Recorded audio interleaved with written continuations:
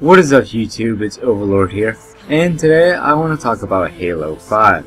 Now a lot of people seem to be rather worried about how the game will turn out because the previous Halo titles 343 has released, and with good reason. Halo 4 absolutely failed. Within 6 months of the game's release, roughly 60% of the game's population left.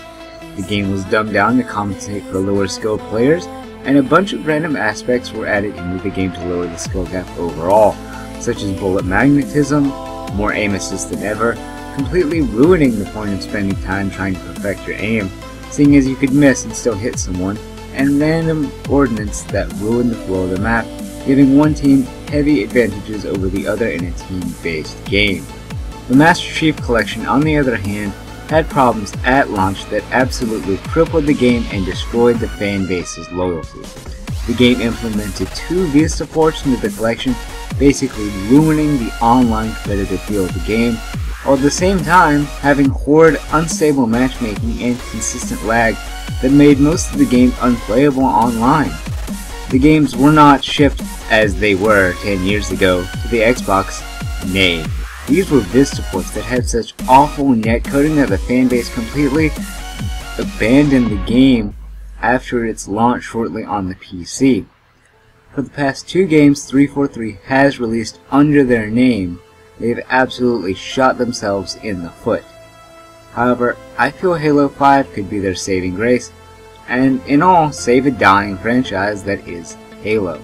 For the first time in a Halo game, all the guns seem to be balanced well. Every gun fits a specific role and does that role very, very well, and can even be useful outside of its role if the player is sufficiently good enough. The assault rifle, for example, had always been a paperweight in the past Halo games. It was better wielded as a club than a rifle, and was often used as such by players who didn't know where weapon spawns were on the map. The battle rifle, on the other hand, was good for every range, and was often used at every range by all the players. Halo 2 had the worst of this. With the button glitches and the fast fire rate of the battle rifle, it could beat almost every weapon in close range and medium range, and could suppress snipers at long range. This is not the case in Halo 5. Halo 5's assault rifle is actually an all-around good weapon. I found myself dominating precision weapon users at close range, and even fighting them to a standstill at medium range in some cases. With the battle rifle, on the other hand, I found it to be the best weapon at medium range, and decent at longer ranges, although somewhat lacking in close quarters and losing out to the assault rifle and SMG like it's supposed to. The assault rifle loses out to the SMG in extremely close quarters combat, but they're basically even in medium range. As I've said, everything is balanced amazingly and no weapon is overstepping its boundaries. So along with the really amazing weapon balancing, a new movement system has been implemented. Now this consists of clambering, sprinting, and stabilizers, along with the melee abilities that come with said new movement, and are all amazing and they fit well. And the sprint in Halo 5 fits absolutely perfectly, contrary to popular belief. When you're running, your shield will delay its recharge time, and if you get hit, it either slows you down or stops you from sprinting. Along with this mechanic, there are 2 abilities which you can do while sprinting, which are the slide and the shoulder charge. Slide can be useful at times, although I really haven't seen anyone use it yet. I can imagine it be used in couple with the shotgun or perhaps the sword. And the shoulder charge only breaks the shields and is extremely situational, although it can kill someone instantly if you hit them in the back with it. The other ability, which is while you're in the air, is a ground pound, which you can do by jumping in the air and pressing and holding the crouch button for a few seconds, then releasing it. There's a very small damage radius, and it will kill an opponent if you land directly on top of them. But if you miss even slightly, then you will only break their shields, and further than a narrow miss, and nothing else will happen. So you have to be extremely precise when using the ground pound and know where your target is going. This game has upped the mobility of the Spartans a lot, as I've already said, and in my opinion, it takes a lot more skill than any other Halo to date. You have to know when to boost, when to throw a grenade, and either time it just right so the enemy can't use their boost, or place it in such a way that it will hit them anyway, and make sure you have the correct gun for each battle. All while keeping an eye on your radar and trying not to get ground pounded or shoulder charged. Now on top of this, your accuracy is extremely important as it was in any other Halo. The quicker time to kill means that missing a shot could easily spell doom for you, as would a misplaced grenade. You can't afford to make silly mistakes in this game like you could in Halo 4 and just get away with it.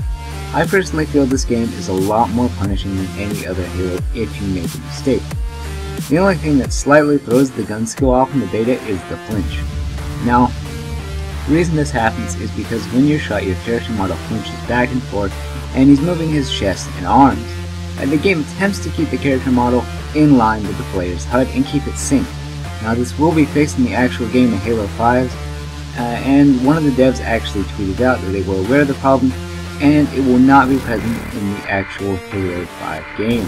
And I will leave a link down in the comment section or in the information section of the video so you guys can go check out said tweet.